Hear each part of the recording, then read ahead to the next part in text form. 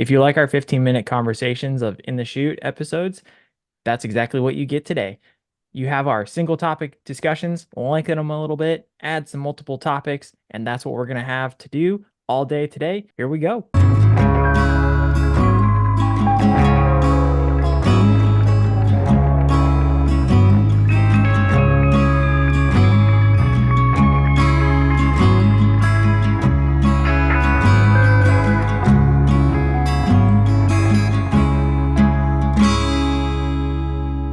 Welcome to Hashknife Hangouts. I'm Calen. My co-host and father is Brandon. If you enjoy our channel, take the briefest of seconds to hit that like button, throw a comment below, and if you have something to add, subscribe too.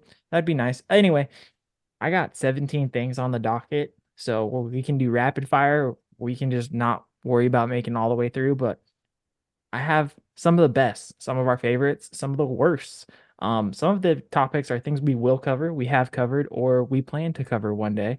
And it's just going to be a small discussion that can be lengthened out or shortened, dependent upon what your take is, Dad. So, before we get started, what's your reaction to that? Because I'm cold hammering you to the head on this one. I Well, haven't yeah, planned it you are. out. I mean, of course, I never know what we're going to talk about. Rarely do I know what we're going to talk about unless you want me to do some research. But it sounds like I'm in the driver's seat on this. I can kind of determine how fast or how slow, right? Well, thanks, everybody. That's one way to do it. All Yeah, right. no, I'm just curious to what all you got. That's quite a bit. Well, this one actually, I don't think we have a episode out for or anything like that, but I did write a short insight to it about September-ish of 2023, and I wanted to get your take on the best quote cowboy song. Oh, What do you think is the best song that depicts the cowboy lifestyle, maybe even just the ranching lifestyle, that lifestyle that you love and have endured your entire life? What do you think best depicts that? And it's okay if you say there's not one. Like, I get there's it. not one. There's a multitude of different songs that are really, really good. And I mean, some of them are nostalgic. Yeah. Um, because I remember my grandpa singing songs like, Utah Carol, Yeah. uh, Now, Strawberry Roan. I opened it up with that, but I'll tell you the thing I wrote for the Hash Knife Kid profile is nothing super old. So the things that you'd be familiar with and maybe the 40s and 50s type stuff because of your grandparents, I don't have that in here. The oldest stuff I do have is like Waylon Jennings, but I've got, Amarillo by Morning, George Strait, Mamas Don't Let Your Babies Grow Up to Be Cowboys, Willie and Waylon, Lukenbach, Texas, Waylon. Uh, a recent one by Cody Johnson is Dear Rodeo. July in Cheyenne by Aaron Watson. Don't know Mm, if you've heard that one. I have. Cowpoke by Coulter Wall. He's got a fantastic voice. The Cowboy in Me, Tim McGraw. Not normally a Tim McGraw fan with stuff like that, but he does a pretty good one with that. Chris Ledoux's This Cowboy's Hat. That's He's a got good some one. he's got That's a some good one. attitude behind it. That's well, and it's got everything. It's what, Yeah. yeah. Nostalgia. Yeah, yeah. That's Why God Loves Cowboys, Aaron Watson. God Must Be a Cowboy by Dan Seals. Yeah. How About Them Cowgirls, going back to the King, George Strait. And then I finished it off with Should Have Been a Cowboy by Toby Keith. Yeah. There's a lot of people that wish that.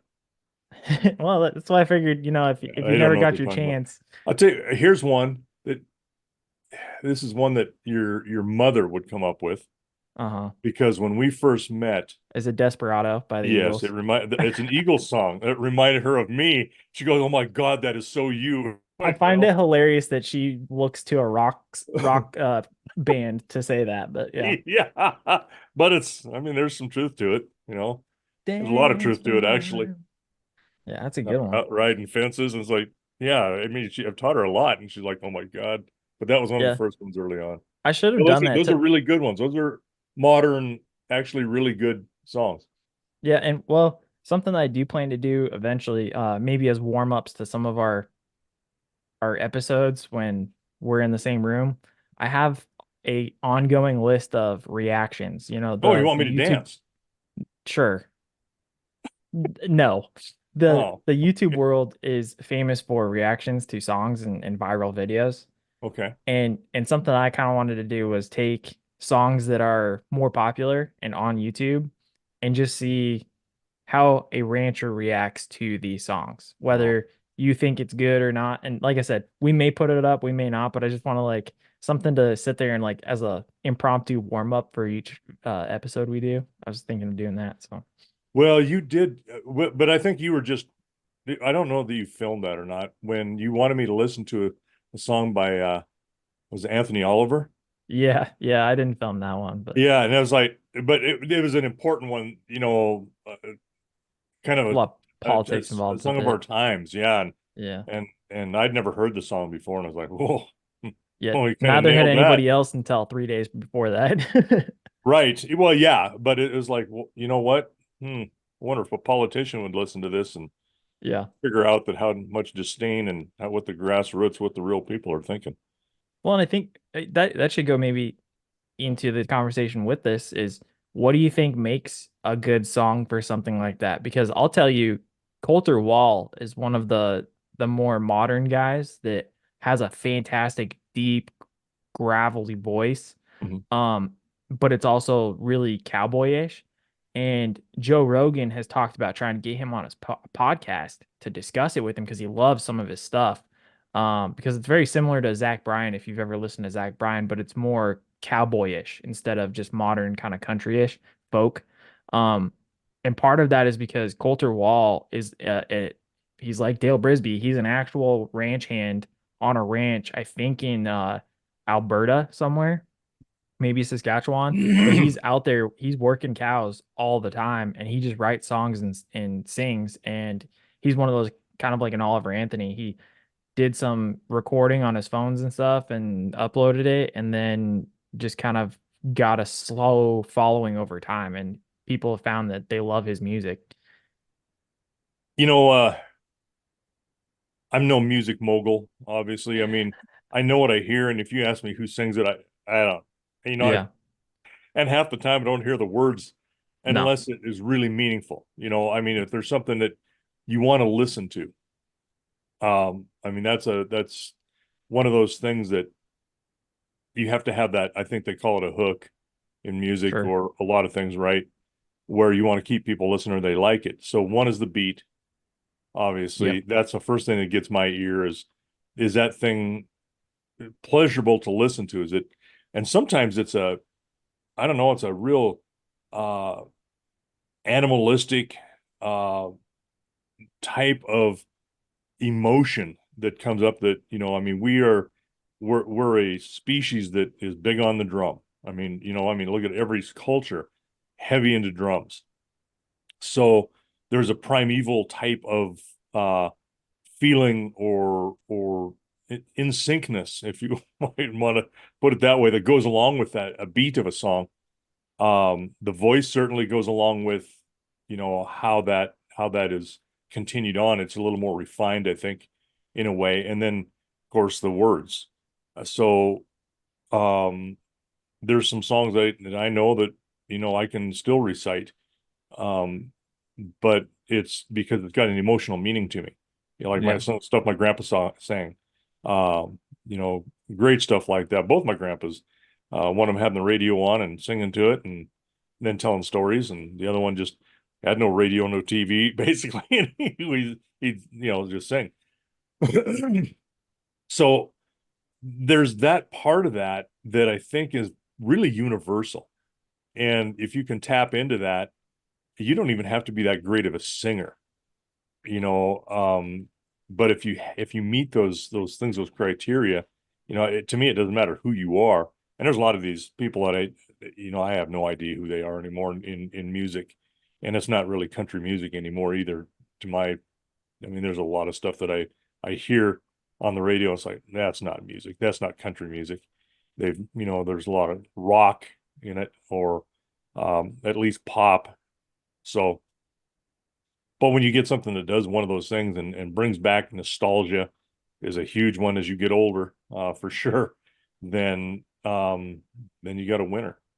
Well, Yeah. a lot of these are trying to cookie cut, you know, something that works in Hollywood or in Nashville at the time. And man, they're just going to crank this stuff out because it sells. It's all about business. Yeah. And if you got one that sells well and meets that and people want, then you got it. Then you got another hit. And then they change that cookie cutter just a little bit to match what they just did. Right. So it gets used up.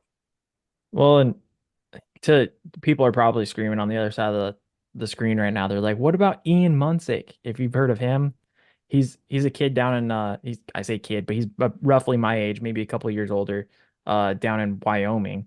And I think to your point, same thing. He pulls a lot of his Yeah. stuff. He said he grew up near the reservation, which tells me he has a lot of friends that are Crow, so it tells me he's in northern Wyoming, close to um I don't know if that He what could be around reservations the they have in Arapaho Wyoming either. too, towards Yeah, the southwest. I don't that's a know. good point. Yeah, but he said, he's got a lot of ties to native songs. And originally when I heard some of his first songs, I didn't like it, kind of what you said with his voice. I didn't like his voice. It's a little higher pitched. Oh, But over time he started to produce some really good stuff that goes with that sound that you've talked about. mhm. And he also I don't think he uses a lot of drums, but he uses a lot of just like acoustic guitar type feel. And then he actually going back to Cody Johnson, one of the bigger rock star, well, not rock stars, but country stars right now. He Ian Munsick wrote a song called Leather, and that came out late 2023. And that's a fantastic one if you get a chance because Ian Munsick was going to sing it and he had Cody Johnson sing it for him one night just to test it out. And he said, dude, this song's meant for you. So Cody Johnson took Yeah. it and has it now. But there's some you listen to that one too. It compares the leather of a saddle. It's worn and weathered to the cowboy, and it's a very very touching song. So Well, and I think that people who and it may be a biased. I yeah, mean, I'll put that out there. This can be a very biased statement on my part, but it seems like those that live the lifestyle in their songs, they know where the voice inflection is very meaningful and yeah, sometimes mournful, sorrowful, joyous, all of those emotions, they know how to connect at that level and just how they say the words or sing the words. yeah. And there's that connection that I think that some who have never lived the lifestyle may hear the sound, but they don't hear the emotion behind it, if that makes sense. Yeah, no, it does, and I think both Ian Munsick and Cody Johnson have lived the lifestyle. I think Ian for this particular song, I think he understood the words, but when he heard it from a deeper voice and coming from maybe that more Hmm. mournful period and part of your life, he felt like he could hit it a little bit better. And so I think kind of to your point, the living of that lifestyle, being able to put the words to paper, but then also being able to inflect the voice and get the soul into it. I think that's a unique thing too. Yeah. Well, and a voice is so important. If you don't believe that, ask Mike Rowe. Made an Yeah, no entire kid. career out of a voice, and Yeah. there's others.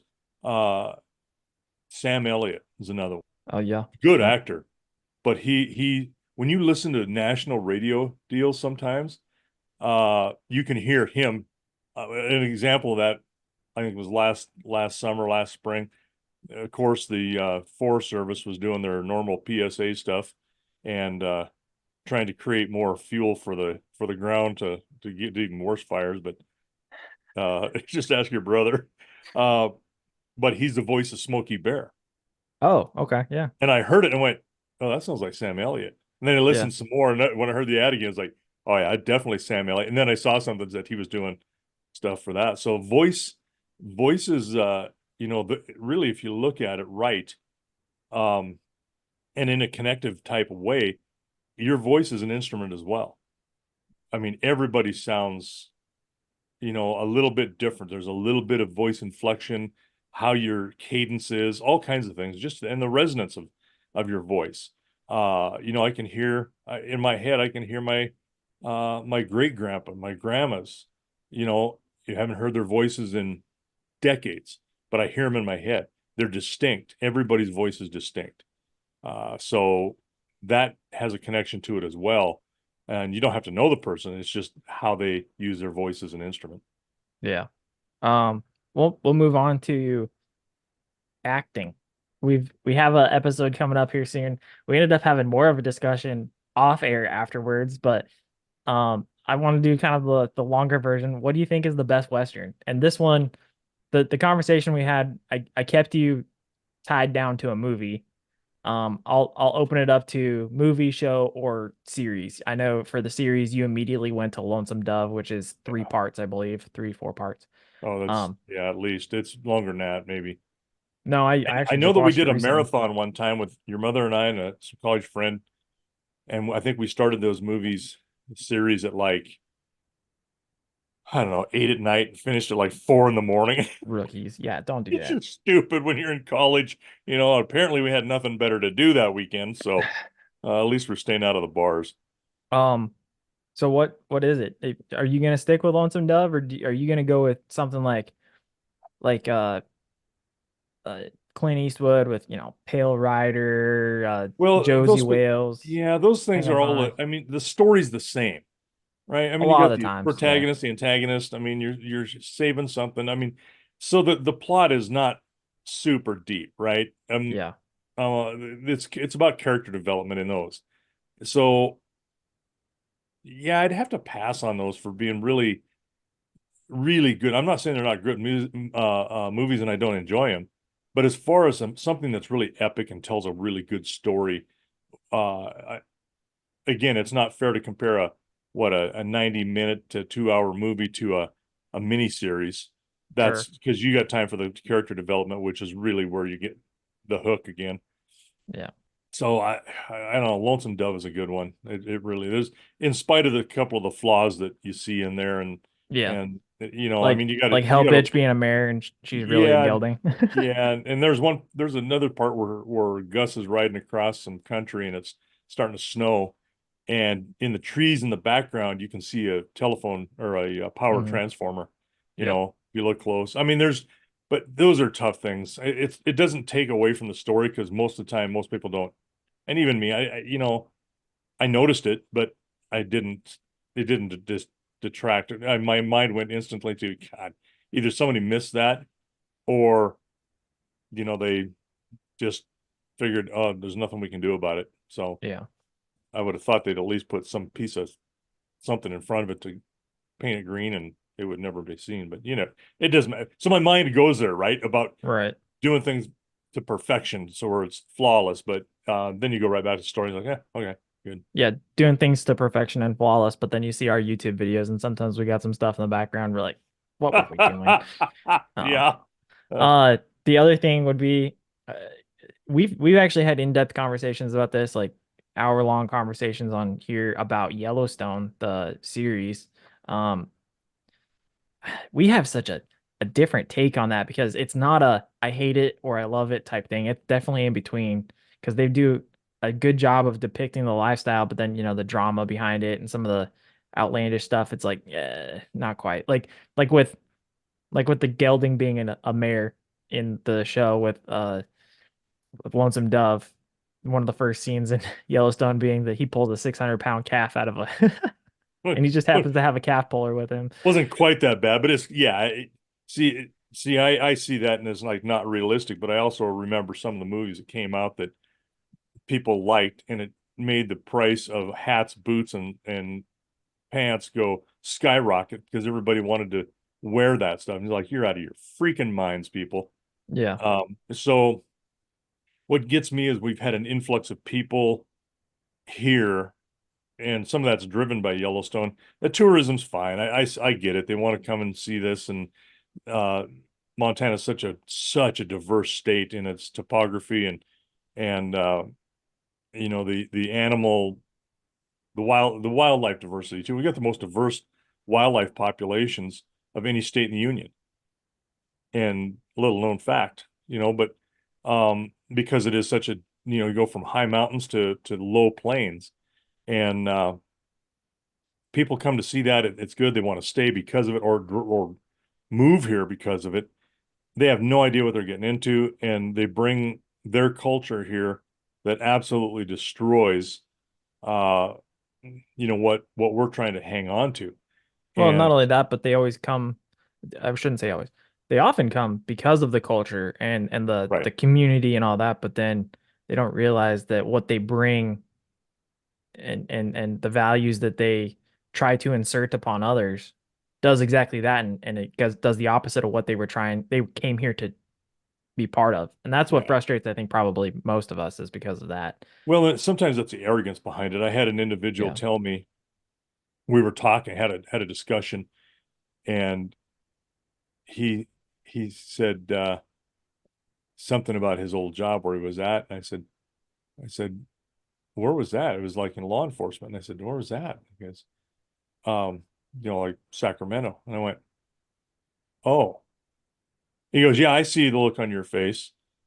I'm from California. And he said, you know what? If it wasn't for us Californians moving here and at least giving you people some culture, you wouldn't have any at all. See, and that's it right there. Like, And I was like, that says everything. yeah, I mean, the arrogance of that statement was unbelievable. But and that's the thing that, I mean, I'm sure Kevin Costner is probably a decent guy. I don't know. I would hope he is. You never know, sure. what happens to fame to people. But I think he's a great actor. I like that. But the very thing that he's doing with that series and his character in it is 180 degrees what's actually happening in the state because of that character and that show. It Yeah. just pisses me off, you know, and, and I'm sure he's unapologetic about it because he puts his twist on something that, like, looking at the wolves in Yellowstone. There's a little, and I Yeah. don't even know what show it is, whether it's a National Geographic one I or saw it recently. I think it was like exploring Yellowstone or something like that. yeah, it's and it's like, okay, here we go. He's jumped onto this bandwagon, and they're going to go with it because he's a face recognition that a lot of women swoon over. So there's their viewers, and what he maybe willingly realizes or not, I'm sure he does. He's not just probably a stupid man. Is that he's a tool. Yeah. He's just a marketing tool and a hook himself for anything that these producers want to put up there and try to make some money on. I mean, if you can do that with your face, hey, more power to you. I sure as hell can't. Yeah. No kidding. Uh, we'll move on to some of the finer things in life, and that is whiskey, beer, and cigars. The best of each. What are your favorites for whiskey, beer, and a good old smoke steak? Oh, there's some good whiskeys out there. Since you went to Yeah. Kentucky and got an education there, No that kid. is, oh, it has opened a whole world. It really Uh, has though, hasn't it? Because no, it has. I grew up in I mean, if people don't know this, Montana is a fantastic beer state. Like Oh, don't kid yourself. We've got I just saw a thing I think a couple days ago, some of the top 11 commodities of sorry, farm commodities, so crops that come out of Montana, and it's those good grains, man. You yeah, got wheat, you got barley, you got corn, you got malt, like all these things that make a great beer, and some of and it makes good whiskey competition too. What's that? and competition. And competition. And then of course being people always joke if you look per capita, Wisconsin's a state that per capita drinks more than any other state. Right. But we come from a culture similar to that in the sense that we are on the northern latitudes of the United States and it gets cold and sometimes there's nothing to do but sit at home and drink or go to the bar and see your buddies and drink. And that's a Right. cultural thing. It just It is. is. And so I grew up with Montana being a fantastic beer state. But then to your point, I left home for 7 years and I got a whiskey. I'll say I wouldn't quite have a PhD, but darn, I got a good Got MBA masters or for something sure. there. Yeah, Yeah. it's Yeah. Well, and and unfortunately, when you're younger, you drink what's the cheapest and available, right? I uh mean, and sometimes you get a hankering for, you know what, this is a loyal brand.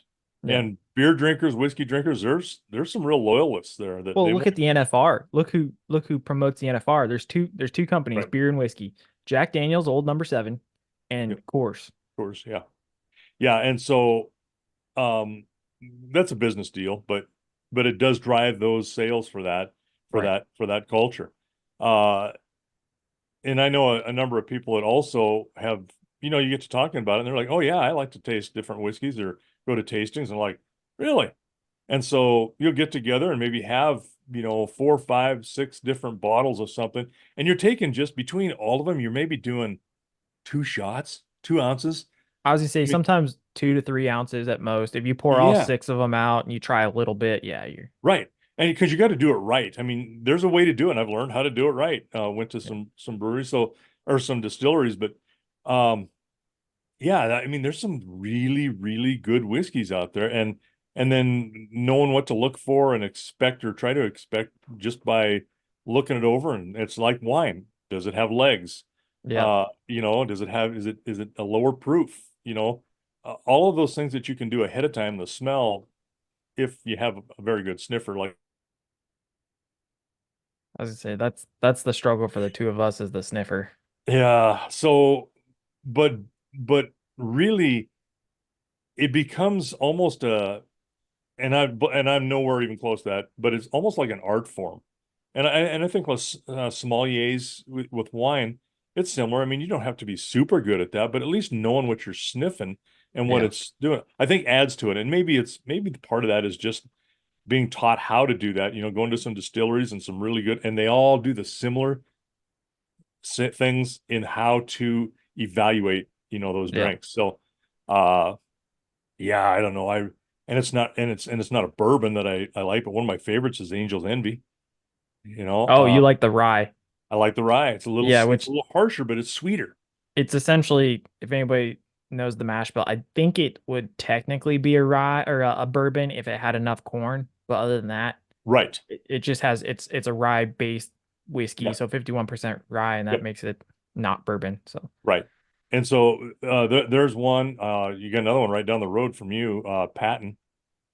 that's That's a so you just talked about Angel's Envy is a big boy, or they're growing to be a big boy. yeah. And what's unique about them is you talk about a whiskey that's finished. It's not even a whiskey. It's finished in a sherry cask. But then you just talked also about Patton, which is not a it's not even a bourbon. It's just a cane spirit, is how they say it. Heck, It's not even they don't right. even count it as a whiskey. They count it as a cane spirit, and it's at a craft distiller, literally Right. 5 minutes from my house right now. But yeah, it's that's a cool one too. That's also But got they some history taste to good. it. They Yeah. taste good. Oh, it's got great history to it. Patton's, I believe it's actually George Patton's recipe. Yeah, it's as close as they can make it off of his great grand niece, I think. I She think found that's it right. and they worked Yeah. with her to try and get it as close to the Yeah. what he used to make as possible. So, and there's some others. I mean, Whistle Pig is a good one. I mean, some stuff you don't hear much of. Yeah. I mean, that's a Whistlepig. really good one. But some really good bourbons, Knob Creek, Booker's, um, geez, makers. Some of Yeah. those. I mean, and you think they have just one, that they're cranking Right. out one, and they're not. Like No. Makers has got what, 7 or 8 we tasted? Yeah, Makers had Seven, I I'm think. tr I think off the top of my head, they've got 7 or 8 lines for sure. I'm sure, and Yeah. then of course everybody has their own special year stuff too. Right. So, Yeah. oh, we distilled this in 2023 and we opened it in 2043, stuff like Right. that. But Right. So yeah, so they're, yeah, and the aging process behind all of that, and the angel share, and they're still innovating, which is amazing to me. Jim Beam, I believe it was Jim Beam, uh, innovated with the Devil's Cut, yep. extracting what the wood barrels, or that oak barrels, soak up and they can't get out. Now they've figured out, and I think they patented that method and how Yeah, I to think so. extract that. And if you've had the Devil's Cut, it ain't bad. It ain't bad at Especially all, for the price. People are like, especially "Oh, for the. I can't get into whiskey. It's pretty pricey." It's like, "Well, for 25 bucks, you can get a really good bottle." Yep, and it is actually very. You would think just the name and what it is, and knowing Yeah. anything about it is like, woo. I don't know. This stuff might be a little bit harsh, but it is not. It's Yeah. very, very tasty, very mild. So, do you have a specific whiskey that is your favorite, or is it just a overall type? It's an overall, and you know what? I mean, it changes. It's like mood. What are you in the mood to eat Yeah. tonight? You want pizza, or you want spaghetti, or do you want a steak? So sometimes, and it surprises me because I've never done that before. I always just bought a bottle of Jack because it was available and reasonably cheap, and you can get it anywhere. So I have found that sometimes having a one thing is like, nah, I don't feel like that, but something else, yeah, I'll do that. And then the thing I really learned, putting a little bit of chocolate in your mouth when you drink whiskey will change your life. Oh yeah. It is amazing what that does. How about beer? Growth Do you have a favorite beer overall, or do you have just a type? type stouts and porters I really like for the Yeah. most part. I'm not the lighter stuff. I'm really not. I mean, it's okay. I like the taste of it, but the body and robustness of the stouts and porters. I really like those. And so, but there's some good ones and there's some poor ones. Yeah. Generally, if you can have it for breakfast, meaning it's got oatmeal, it's an oatmeal stout or a milk stout, or what's There's the other one? maple. Oh yeah, but what's the other? I say oatmeal, milk, and I don't know. There's I'd another have to breakfast staple that I'd is have to like look. heaven Yeah. for breakfast. But those Coffee. are There it is. coffee Yeah. stout. Yeah, those are, and those again, those are all stouts, so they're not the super heavy ones. Porter's is the heaviest, but I fall in the stout probably more often than not, and then a good porter. There's some porters that are just they're too heavy, too much. Um, I don't know. There's an ale I like. It's a uh, it's a mushroom ale. It's a light Oh, one. I have not had that yet. I want to try it so bad. I hate Oh, mushrooms, but you and mom have raved about it so much. I want to try it's it. got a maple taste to it. It's called feng shui. And that's out of Metal It's Art fungus. Brewing in Metal Art Eastern Brewing Montana, right? is Shepherd or Sydney, Montana, and now they Yep. got one in Billings, and it is very seasonal. Very Yeah. seasonal. You Yeah. got to catch it. I keep missing it. I would say for me, whiskey and beer, same thing. I tend to like the bottled and bond stuff. It's 100 proof. People are like, oh, that's a lot. It's 50% alcohol. It is, but if it's done right, it doesn't taste like it's taking your esophagus away. Yeah. And then I'm the same way though. Like depending on mood, sometimes I'll drink stuff that's closer to that 90%, and you're like 90, 80%, because that's where the threshold is. It's 80% or 80 proof. Heat Sorry, proof. Yeah. 40%. And I'll have that and be like, oh, it's like drinking water after coming down 20 proof. But same with beer though. I like the dark stuff too, the dark and heavy. But I'm more of a porter guy and a stout guy second. But so you and Braden both like those stouts for some reason. Yeah, your I'm mom more, likes the stouts too. yeah, I like the coffee porters. Those are mine. And then Yeah. I'll dabble in IPAs like my grandfather will. Yeah. Once in a while, not as much. The funny part of it is I will go for months and never even have a beer, never have a drink. Yeah, No beer, no. If I mean literally a couple of months, because it's just like, well, it's not convenient to drink right now, or I'm busy, and certainly around horses, when we're yeah. working livestock, or I absolutely not. So it's hit and miss with me. I'm not on it all the time. Uh, Continuing with the finer things in life, the smokes, cigars or pipes, and what's your favorite to go with? If I'm gonna do a cigar, it's normally if I'm golfing, and I like the lighter stuff. It's more uh, I get sick with the dark stuff. I'm a lightweight. If anybody thinks about alcohol, that higher proof comes with that dark stuff. But um, the pipes, I enjoy the aromatics. Yeah. I love my stickers, the straight ones. Those are. Yeah, I got a couple of church wardens, and Mhm. one of them is like really long, and I really like that. I mean, it It's just like if anybody's curious what a church warden is, it's like Gandalf's pipe off of Lord of the yeah, Rings. yeah. Yeah. But it cools down as and you don't suck on a pipe. You just barely puff on it. I mean, Yeah. um, I like pipe tobacco. I like smoking a good cigar, but it's got to be. I'm like you. I like the lighter, not the heavier tobaccos. Something that's really light. Had one, Greg De Los Santos had one kind of Habano, and God, that was a good tasting cigar. A little short guy, but it was about $20 for one that's about 2.5 inches long. I'm Yeah. like, oh my God, I can't smoke. That's way too much money. He goes, oh no.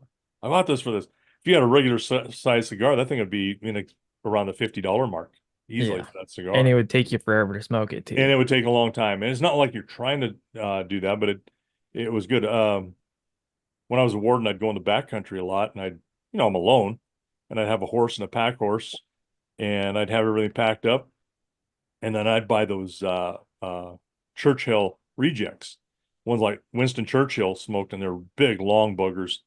God, they're probably a 11 inch, 12-inch cigar, Yeah. and start one of those, and then I'd take my pack, and I'd start up the trail, and I could get 2 hours out of that cigar, and it was a decent cigar for not a lot of money because only a couple of bucks because there was a wrinkle in them that was wrong or something was Right. some issue, but they smoked to me. They smoked just fine. So Yeah. those were kind of I haven't heard those because or had one of those for a long time because you can't find them anymore. I found rejects, but they're closer to the 5, 6 inch length. And I'll do when I've been to California for work, I'd do that coffee and I'd be in a Humvee going across the desert with a reject in my mouth. And a reject in the Humvee. Yep, yep. Anyway, moving on. And pipe tobacco. Oh yeah. I think I like the pipe tobacco overall because you can do things with a cigar in your mouth, but in order to really enjoy a pipe, you have to sit down You have to be present. and and enjoy it, and which makes me slow down, Hmm. which is rare. But you can sit outside, having a beer, sitting on the lawn after a day, and smoking on a pipe, just puffing on a pipe is like it. That's kind of you're just doing nothing but sitting and talking, or just sitting there if you're alone. I would say it's a lot of reason men get into pipes, I think, is because it's a form of meditation to an extent. You can Yeah, if you're you can that kind of far into it, I just like to not do anything for a bit. But I mean, call it what you want. Yeah, yeah. yeah, it could be because there's definitely a process to it. You got to do it right. And if you Oh don't, yeah. you're playing with that thing constantly, trying to keep it going and or not burning it up too fast. Yeah. So yeah, there's an art form to it. Really is. I'll go on to best videos and I'll open it up to what are some of the best videos you've ever seen on farming and ranching and Oh, the ones um we do, of course. so I figured you'd say that. So I also said, what are the best videos we made? So you can say, something somebody else has made, or you can do with, what's one of the better videos that you think that we have made that really portrays kind of what we're trying to provide to people. You know, I really enjoy the calving ones, doing those, Yeah. and playing with foals a little bit. Uh, for other people's videos, I'll be honest, I like to look at stuff and I don't get it. I don't do it near as much. I mean, when we're here at night or an evening and watching TV with your mom, we're watching DIY. Uh, Coming up what's with new ideas on what to oh, do. help me, help, please. I've been taken captive and I'm made to watch DIY stuff. Yep. Anyway, yeah. Yep. So, watching videos of something that I know absolutely nothing about, um, you know, or very little about that I can learn something from, you know, some irrigated places, the technology and how they do, say, pivots for alfalfa and what they're doing, what they're growing, why, where it's at. I mean, I enjoy those. I mean, Yeah. I kind of like the educational stuff. And there's some stuff like, is it Peterson family? Some Yeah, there's brothers? a Peterson family. There's also the Welker Farms from northern Montana too. I Petersons, haven't I seen think, are any of from theirs. they're like Iowa or Ohio, kind of the Midwest area. Okay. A lot of the times the Petersons will do they started off YouTube with like uh, Like viral songs and they would do like yeah, a yeah, video to that yeah. on the And farm. they're Yeah. just funny. Yeah, they're Yeah. hilarious. Yeah. I mean, it's lighthearted. Those are funny. Those are Yep. good. It wants to laugh a little bit. So what would you say outside those, what would be one of the best videos or your favorite videos that we have made to do something like that? Mm, You said you like the calving and stuff like that, but yeah. would it be here maybe I should approach it this way. What's maybe one of your favorites that you've done helped with, videoing and getting the raw footage? Or I'll give you the option of maybe what's one of your favorite videos that seeing the the final cut piece that we've put on online, what's your favorite there? You could, either one, whichever is easiest for you. Um, Geez, we've had a lot of videos. There's Yeah. been a lot Well, of as of stuff. today, we've got over 600. Videos? Yeah. Or is that videos and being able to sit and visit like this? It's all the things that we have put on YouTube. We have over Wow, 600. But when 600. it comes to the everyday events that I put on there, we've got over 100. Wow. Um, I know pulling some calves, some problem ones. Yeah. Um, you know, calving, getting up. I mean, there was that one, there was about a 3 day stretch there. I think I filmed pieces and parts of that where I was here alone and I was up about every hour for 3 days because we had a hell of a storm come in. It was cold and blowing, and we got lucky. We never had any calves during that entire thing, but we had some that were very close. And I was afraid if I'm not out there, we're going to lose some calves. And Yeah. I was Hypothermia, exhausted stuff by like the end that. of that 3 days. But uh, that was again, it's an emotional video on our part. Pulling a calf, saving a calf. Probably the process of getting a calf and to take a cow and her not kicking them off and being able to pair something up, even though you've lost one, skinning one out to put its hide on another one, Yeah. trying different methods. Some of the horse ones, we got a number of the horse ones. Geez, I don't know. It's hard to tell. I mean, those are all kind of because that's really depicts what we do and Hmm. some of the things we're dedicated to doing. So I did one spontaneously. Just last night, your mom was just before bed. She's looking to see if you had what the newest release was, and there was one about God, That's it was probably because I told her I released a short on her pug yesterday, and so she wanted to go see she that. was searching for it. Oh, that's Probably. what's going on. Okay, Probably. Yeah. yeah, it wouldn't surprise me. But anyway, um, yeah, nothing with the pug in it. I hope No, she that's sees not that at true. the 41-49 mark. Um, I did one on my birthday that was spontaneous. Oh yeah, that was a good one. And I like that. and it was actually I was just nothing was rehearsed. I mean, you're just out looking everything over after towards the end of calving and I had the one last cow to calve, and it just kind of hit me. Geez, I'm 60 years old today, and I've been here, and I mean, so I thought, well, started out just looking at that cow, and I'd said some philosophical stuff that was actually, you know, just off the cuff, and It was a good message. yeah, it was a good message. Yeah, actually, my mom had that on last night, and I was like, it's hard for me to watch these videos because I just do not like watching myself on video or listen to my voice. Uh-huh. I, I just, and I think most people are like that. It's like, so yeah, these are tough. Yeah, I'd say some of the ones that I wish I enjoyed the most, and I wish they would have taken off. They didn't. I'm like, darn it. And then there's others that they took off, and they've done great, fantastic for our channel. They've helped us grow, and I just absolutely abhor them. But that's Yeah. it is what it is. So Well, but it's kind of shows where people's interests are at a little bit, yeah, and what's happening. What are they interested in? What are they hungry for to learn or, yeah, so and yeah. yeah. That's fair. What's been your best experience on the ranch? Successes, but you never learn from your successes. Not much. You learn from your failures. You don't get better because you did something right the first time. It's like, yeah, okay, I Yeah, did that. And I mean, that's that's fair. really a metaphor for life. It really, Yeah, it really is. yeah, I'd say It's that. it, because if you have to struggle, you have to think, you have to redo something because you failed because you didn't think it right or it didn't work the way you thought. You had to earn Um, it. you had to earn it. Yeah, it's a good way to put it. And I think those are good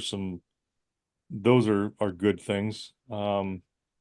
You don't realize it at the time, and I think that's why uh what is that? My dad used to say that youth is wasted on the young. Yeah, I mean, it really is because you don't appreciate really what you've got and the lifestyle you have until you have responsibility with that lifestyle. I mean, carefree days. Um, the worst thing you worry about is, am I going to miss a meal? Because I'm out playing, doing something that I want to do. I mean, geez, Yeah. I mean, what a dilemma, right?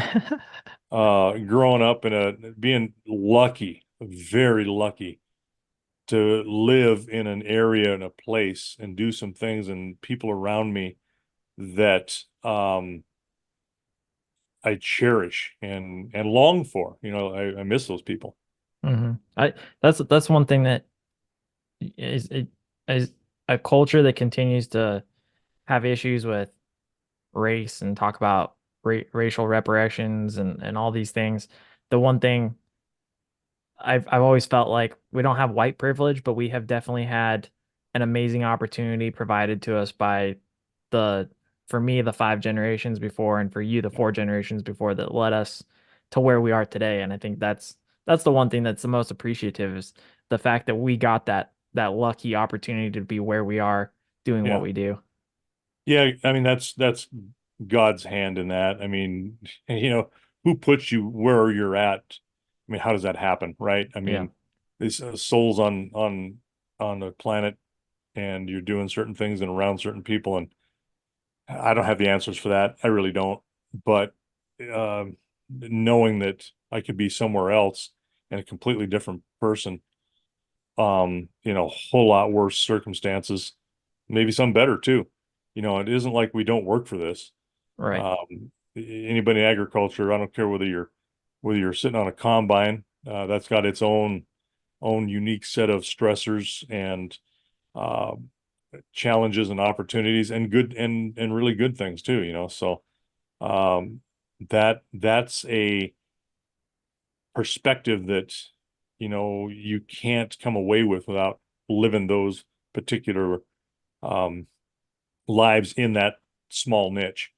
And we work for this. I mean, there's no doubt. I mean, it doesn't matter whether it's a Saturday, Sunday, Monday, Wednesday, daytime, nighttime. It doesn't matter. You got something to do. You got it to do, and hopefully, a lot of those nighttime things and adverse conditions are things that you can plan for, but mostly that it's not spontaneous, that you have to go out in them and do that. So your mom asked me, I think she was looking at Facebook or something yesterday morning, and she says, "Is there anything that can wake you up from a dead sleep faster than the cows are out?" Like, nope, that's about it. Or the horses are out, or the bulls are Probably out. not. Yeah. It'll take you out of a dead sleep quick. Yeah, So that's true. and there are some things that come across her Facebook page that they are so funny and they are so universal, and you can just nod your head. She'll read them to me like, "Yep, yeah, that's true." Yeah. Uh, What's the worst injury you've ever had on the ranch?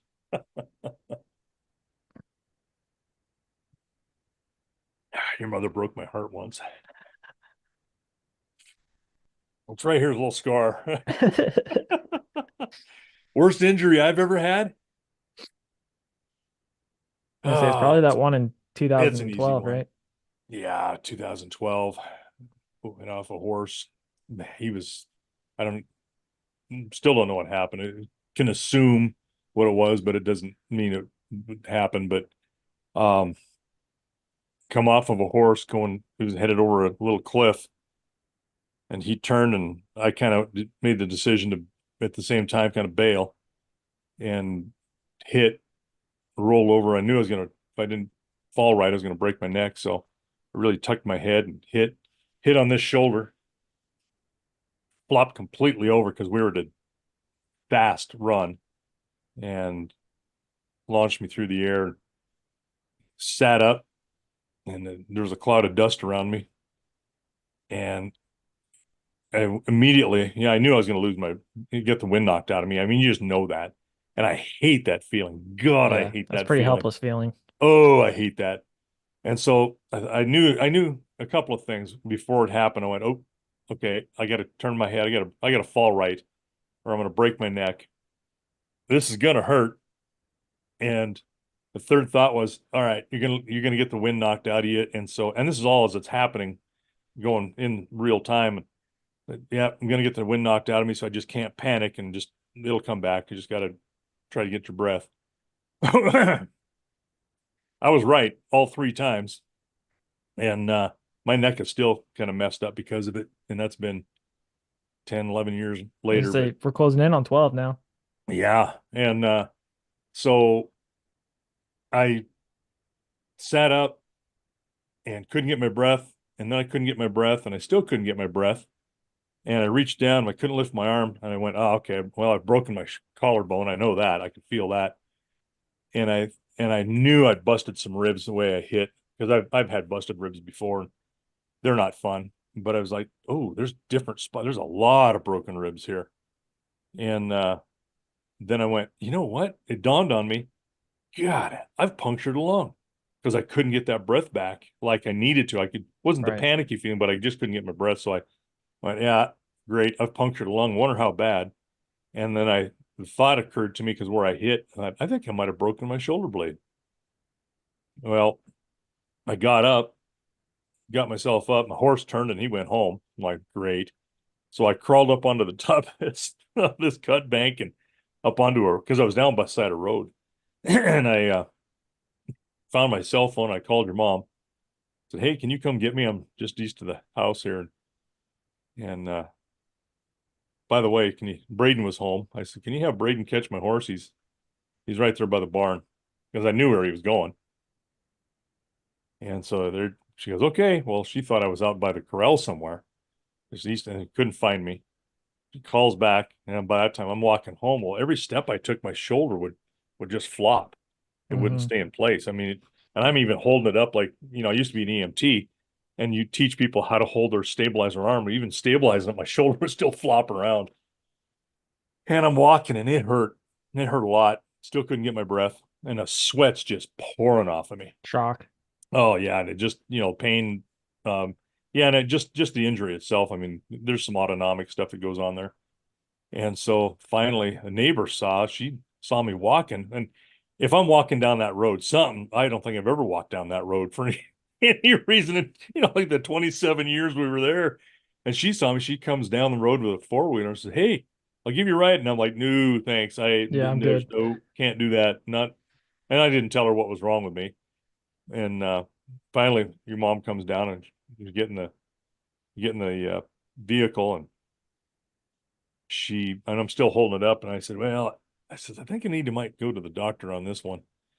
And so she says, okay. So she backs up a little bit to kind of back into uh, an approach to turn around. And when she backed up, my shoulder flew forward.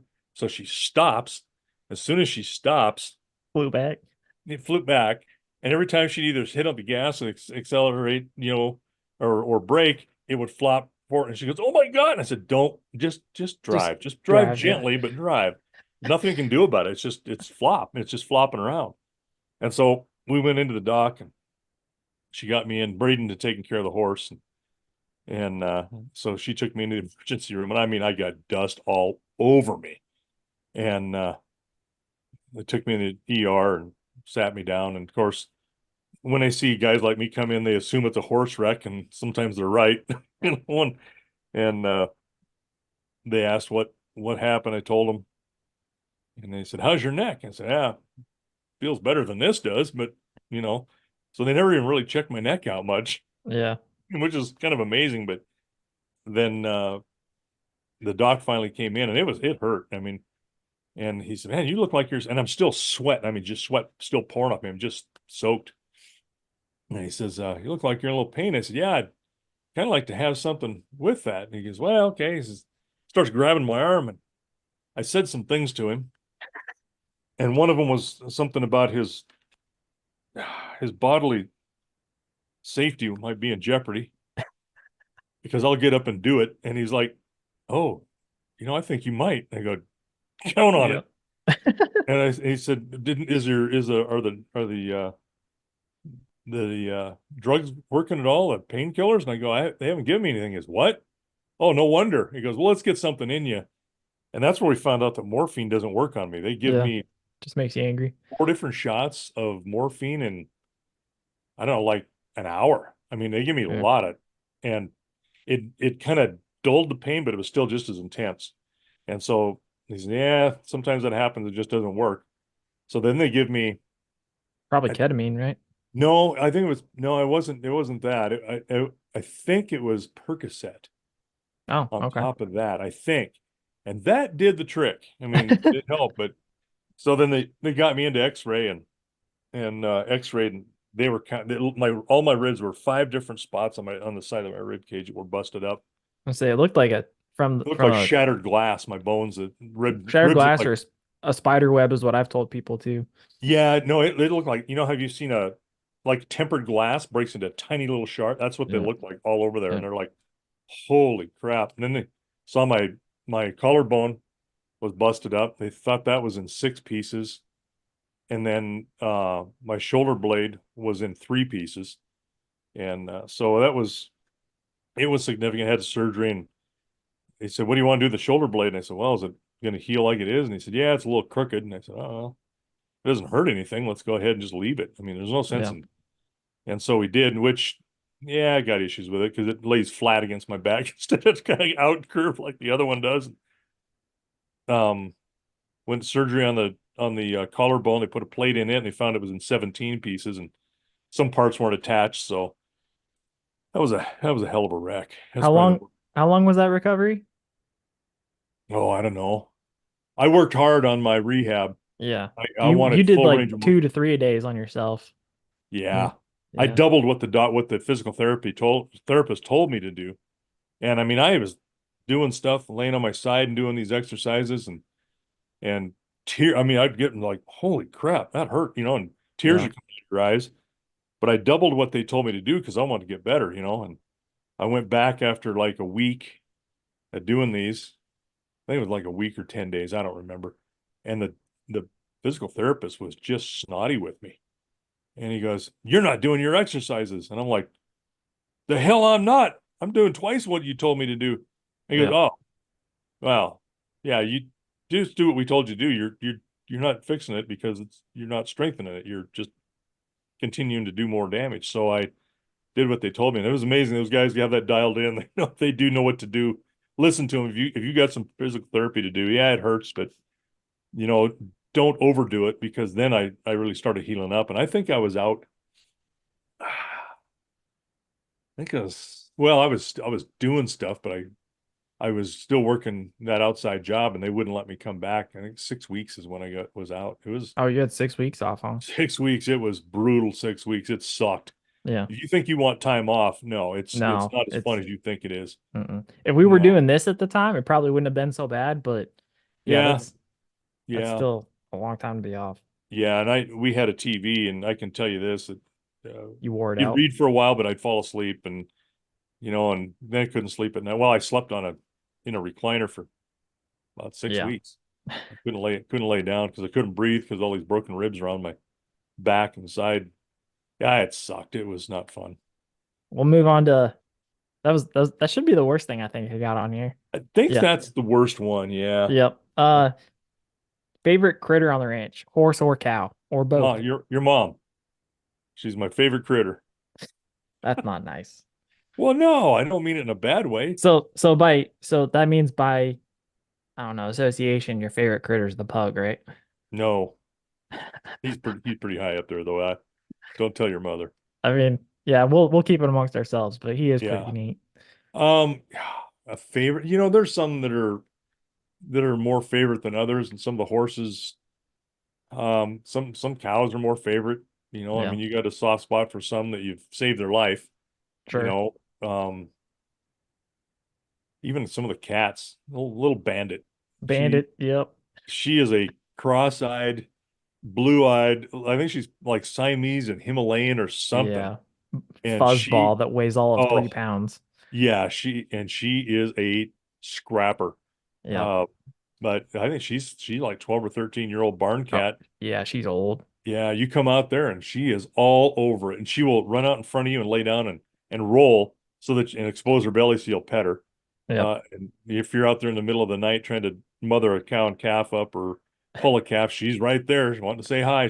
Gotta She'll help out. crawl up on your shoulder and purr like crazy. Yeah, you can't help like somebody who does like that. Yep. Uh, I'll go on to what's your favorite brand of all time? And we've had this discussion about our own brands, but do you also have a favorite brand outside of us? There's the famous the 4 6s, the Pitchfork, the Padlock, the Diamond Bar Diamond. You've got some of these, especially in our area, some famous brands that are synonymous with Montana or maybe Wyoming. Do you have a favorite brand of all time it could be ours or it could be an outside one? You know, I look at a brand and I look at how it goes on, the utility of it, Yeah, not necessarily the people that have it. yeah. Um, some of them are nostalgic. Um, this guy here, my grandpa used to work for, has got a phenomenal brand. It's a hip brand on a cow, and it's simply a U up and a U down. Oh, Beautiful brand, that's beautiful awesome. brand. And he never used it hardly at all. Really? Yeah, he used another one. It was a TT quarter circle. Oh, Now, why interesting. you would run that brand and not that U up and a U down was beyond me, but hey, it's his, his. Uh my one of grandpa Wayne, my dad's dad, his one of his really good friends, the family's still here, um, had one called the Broken Box. Uh-huh. And it was just a part of a box, and then it was over and up. So similar to a U up and U down, except they were turned the other way, and it was just a box. Hmm. He also had one that he quit using. He was pressured into quit using it um, during World War II, and it was an Indian good luck sign. Oh, because it looked like the Nazis? It looked like a swastika, and it was actually the opposite. It's turned like a mirror image of a swastika, Oh, okay. but that's an Indian good luck charm. So was that a cultural thing that people said, "Hey, get rid of it," or did the state come over the top and say, "Hey, No, this it is no it was longer." it was a cultural thing that people would Yeah, see that and they wouldn't know. You ask people which way a swastika is turned, they don't know. and they don't know. And sometimes I get confused. I have to think Yeah, about. But an Indian good luck charm is exactly the opposite of the swastika, and so he quit using that. I think up probably for until the good time he reason. died, he still had it registered. I have to look up in the brand book and see if it's still I there. I imagine for a brand like that, you'd have to two brands and then you like two L's almost, and you brand it and then you swap it, or do you do like an L 4 times? Well, it would be like I think what you do is you do like a Z because that's a Okay, long Z, and then just turn it and set it turn it, again. So it'd be stick like it. like the broken box would be, or the U Yeah, one iron. Those were the swastika was that's a bad brand. It's not yeah. a great one, but it's a symbol brand and kind of uh that was an aside. It was not one of my favorite brands, but it was just the same guy who had the broken box. There's some really good brands. Your brand is a really good one. That Yep. Lazy Again, a Nine one Game iron Sticks, brand. One Iron brand, family brand. The Hash Knife, of course, has got a lot of history with us, but Braden's got a brand, the ZV. That was my grandpa's brand. Um, gosh, your mom's got the L Reverse Hang and See. I mean, these are a lot of really good brands. Um, and somebody else's brand though. Um, gosh, there's some really good ones. The Have you ever Orlock. gone up to somebody and said, "Hey, you just went up to him like you have a beautiful brand. Yep, I've done that. Congratulations." Yeah. Yep, I see that. Yeah, people know, there was one called the Orlock, and Oh, it was like a U with tails on it, just like you, and then oh, a small, just simply an oarlock that you put in the side of a boat. that's kind of cool. Okay. Yeah, nice brand. That was down there by Pompey's Pillar. The Edelman family had that for a long time. Um, I mean, there's just a lot of really good brands out there. There really are. There's some really bad ones too. Moving on to ranches, what's the most iconic U.S. ranch that you can think of? Oh, oh God, I don't know. One that most people would recognize, I'd probably think either the King Ranch, The the XIT. XIT, the 4 6s. One of those would be probably the most iconic. I would even venture out there Yes. to say the Hashknife Ranch, but that's because Yeah. it's such a synonymous name with the book by Zane Grey, the Yeah. Hashknife Right. Outfit, that Right. they kind of know the Southwest region more. Right. Yeah, I would But have to agree with that. Yeah, I mean, yeah, there's some big places in every state, but yeah, that kind of yeah, those are probably something that most everybody would know. yeah. I saw as What an is aside, What is XIT? How'd they come up with that? Any idea? it was something about a group of guys coming Hmm. together, right? Hmm. I don't remember the full story. I'd have to look it up. Bunch of investors to buy a big place in Texas, and they had a brand, and there were 10 investors. Okay. XIT, 10 It in was it was Texas. 10. Okay. Yeah, Yeah. yeah, I wasn't sure what if it was. I didn't want to pull that out and say it yeah, was when it wasn't. yeah. What's your favorite time of year? Spring and fall. Yeah. Spring and fall? I Spring, love spring, I love spring is spring, but first. fall. Yeah, spring is first. We've had a fantastic fall this year. It's been our wind here has been like nothing you've ever Non-existent for experienced. 2023. It's been ridiculous. I can't. Been incredibly Yeah. nice. I mean, it was Christmas Day was like 51 degrees here. No snow. I mean, it's been uh just unbelievably mild. Yeah. No wind, no flies. That's the nice thing about late fall after a good freeze. It's just been easy. It's been nice to be able to feed quickly. I can get all the How, feeding done in less than an hour. well, that leads to the next thing. What's your favorite thing to do on the ranch? I'm sure it's not feeding, but Yeah, I know this sounds funny, but there's a part of me that even enjoys fencing yeah, because you're making an improvement, you're making it better, it looks better cleaning something up. afterwards. Yeah. For a long time, we had those just jury-rigged fence brace that our Still do in great, places.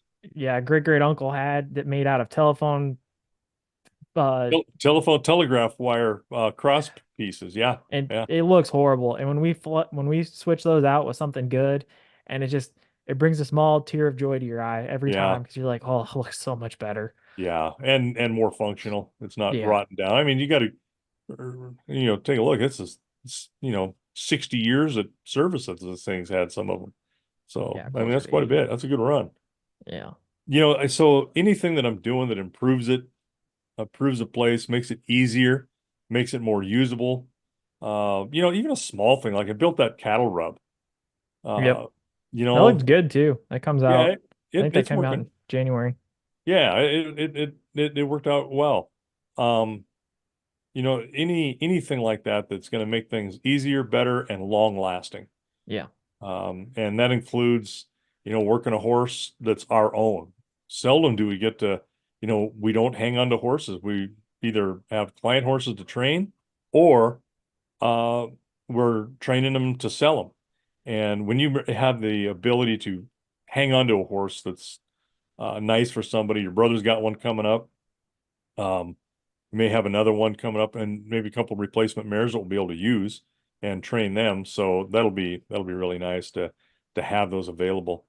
Um, I like doing a little bit of things like getting back into the driving portion a little bit, Oh yeah, training driving some of these horses. animals. Yeah, driving them with a cart, and then I got this little wagon that you and I are going to be working on at some point. Maybe we'll get your brother's help on it too. I say get the old men to actually do something. They uh Yeah, there you go. they can't be ridden anymore, but they can pull. They can pull. Yeah, and they're I can't help but think, but for a horse, even being free like that and old is a little bit boring. Sure. I think they actually do enjoy doing a little something, having some Well, interaction. it's a little exercise for them too. They Yeah, need it. Yeah. yeah, especially yours. He looks like a giant pug. Yeah, he So, really is. yeah, What are the best lessons from the ranch?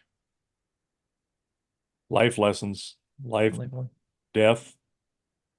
I I'll mean, take that. really, those are big ones. I don't always do it well, but playing well with others, the communication part, um, I think there's been a time or two humility. where I've said for a guy that has literally gone about teaching people how to communicate, you are a horrible communicator. And Only that when we're upset all of us at that point, but I was really angry at the time, so I said it. well, we happened to be working at the cattle at the time, I think probably. So, Probably. Yeah, that I sounds mean, about right. guys like me get a pass when that happens. Yeah. Hey, remind your wife. That's how it works. For anybody out there, you can be a horrible communicator when it comes time to working cows, but after that, then the dust has to be settled. Yeah. Yeah, I don't know because you're making decisions on the fly. You might have a plan, and you know how plans are. They're meant to be, just a guideline, or like your Yeah. mom says, the pirate code. Yep. You know, uh, so and I'll see something, I'll need to change it, and it's needs to be done, fast. And I'll holler, and it's not what the plan was, and you're like, everybody's like, well, wait a minute. I'm You like, get it's okay, confused. just do it. You Yeah. know, seems pretty autocratic, and it is, but yeah, and sometimes you're not being able to grab some words out of the back of your brain or even the front lobe that need to be spoken. Um, you're kind of stumbling and pointing and, you know, over your words. So, this is a humble business too, or should be humbling business. Um, some people can come out arrogant too. I mean, there's always that. It's just a personality driven thing. Um, Failure will make you humble. Success should keep you quiet, but it doesn't always. You Yeah. know, That's fair. I don't know. There's just huge life lessons there. Appreciating your family, your wife, your kids, their spouses and hopefully grandkids someday. Hint, but that those are all things that I think there's a sweetness to it, that an appreciation when you're doing things together like Yeah. that. I'd say that. I really feel that because I don't know that people outside of this where you have a profession that you do or a job or let's say a lawyer, for instance, has a practice and he comes home and his kid never goes to work with him. Maybe once a year on the take your kid to work day type of thing. Right. Um, I think there's not the connectedness with the family that there is in this business, and sometimes it feels like your kids or you are as a kid growing up more of slave labor than anything else, and it's really not. I mean, it's about being inclusive with them as a family group and doing things together. Yeah, and what's interesting too is to your point about the family aspect. When we first started this, I remember like YouTube specifically. I said I was really appreciative that we got to do this because one day my kids and my grandkids will get to see who grandpa and great grandpa were and hear the voice and stuff like that. Whereas I have great grandparents that I've never met, I never got to. I've seen pictures and that's all I have. Yeah, But then this, they'll get to see, who you were as a person and stuff like that. And then eventually for me too, like they'll never know me, but at least they'll see what we were like. right, And I think that's the cool part too, is we get to come together and show that. And then the future generations, maybe they can learn from our conversations too. Like, hey, did they make a topic that discussed this right. so we can kind of go down the right idea? But it's Well, and I things like imagine that you've too. got that all categorized and Yeah. codified and in the Color color coded. coded spreadsheet, so it's easy to find. Yeah. Something like that. All right. I got the last question for you. What is the most memorable moment or memory on the ranch? Oh God, I don't know. There's so many of them. I mean, I remember a bad one Okay. when our house burned. Yeah. You've told me that about a couple of Yeah, times and there's remnants of it too that still yeah, are there. yeah. That was, I was 11 years old. Actually, we had two houses burn here, Yeah. trailer houses. And then in those days, one of them was in like 1968, uh, summer day, windy day, and these were tin teepees, and it was Hmm. pulled here just to, be able to have a place to go and mom and dad didn't want me going to school in Billings or someplace like that, and didn't want growing up out away with another job. So there was a sacrifice there to bring us here, and that house burned, and then God, then back and then in 74, another one burned, and that was I remember both of those days. Those were Do you think bad, do you think but it's again, those are strong emotional memories, right? I mean, that's why. yeah. Well, that's why I asked because there's also as I'm writing this book that I hope to have released by, a year from now or so, there's there's a couple of things that I've had in there that have been strong emotional memories to me too, and they're not pleasant. They're putting down animals, Yeah. and those emotions come out. And do you think there's something wrong with the fact that we do something that we love and it's on the land we love with the things we love, and yet we come up with some of the more dark memories and more depressing stuff? No, I don't think so. I think what happens there, and I've thought of that uh, uh, as we're just sitting here talking about it, saying, why is that? And I think those memories are some of them are they're hard, they're devastating, they're not easy. But at the same time, um, that we have so many things that happen that we know are not as good. Say losing an animal, Yeah. but you know what? It's the end of a life cycle. You can kind of justify that in a way, um, And and and you I know it's should going to say, happen. like, the ones like that are hard, they're emotional because maybe it's the end of the life, but the ones that I feel that pull the hardest emotion are the ones that you hurt because they shouldn't have happened. A horse going Right, through a cattle guard, a horse right, getting tied up in a fence to the point where there's no other option than to put it down. right. Things like that. That's the ones that really tug at your heart, I think. Well, and that is because then you start to look and blame yourself because there's something I could have done to Yeah. prevent that, right? I mean, was it predictable? Was it preventable? Um, some of those are outside of your control, like that Could horse could going I through have that cattle guard, for instance. yeah, That's could a I have good been there an example, hour earlier to bring in the horses or something? Yeah. right? But that was somebody else's negligence that caused that. So Yeah. it doesn't mean that that animal still didn't have to be put down because it did, and so it doesn't change that. But those things, I think the good things, I think we celebrate that and we feel good about them, but it's because we've had some success. Again, I think it's that success thing that You don't you don't remember learn it. that much from them, right? You do, Yeah. but you don't. And it's the failures that you really can learn from. But I think we minimize sometimes our successes, but we really minimize the hardships. I think in some ways, I just get more stubborn when something bad happens. I just get more determined to turn that and make that good somehow. Yeah. I don't Bulldoze know. through it. That's just a fighter in me, I think, and anybody that knows me, I try to get along. I really do. I've been accused of being one of the nicest guys you'll ever meet. I've also been accused of being one of the biggest nightmares you'll ever meet. Yeah. So somewhere in the middle there, and I don't go looking for a fight, whether it's nature or human, I don't, but I'm not going to back up from it, and I will give everything I got to try to correct it or fix it or, not lose. Yeah. That's a good way to end it. So those are some of our favorite things, best songs, best westerns, the finer things in life with beer, whiskey, cigars. Some And your good mother, videos out there, some of our iconic brands and ranches that your we've seen in mother's the US. one of the finer things in life. Mom being one of the finer There's things only in two life. things in life that make it worth living. Guitars tuned and firm feeling women. Good, firm feeling women. Yeah, only one of Thanks them. for that, Waylon. Anyway, those are some of the good things, some of the bad things, and some of the most memorable things on the ranch. So I'll pass it off to you for the closing comments. Well, once again, there ain't much money in it, but we thank you till you're better paid.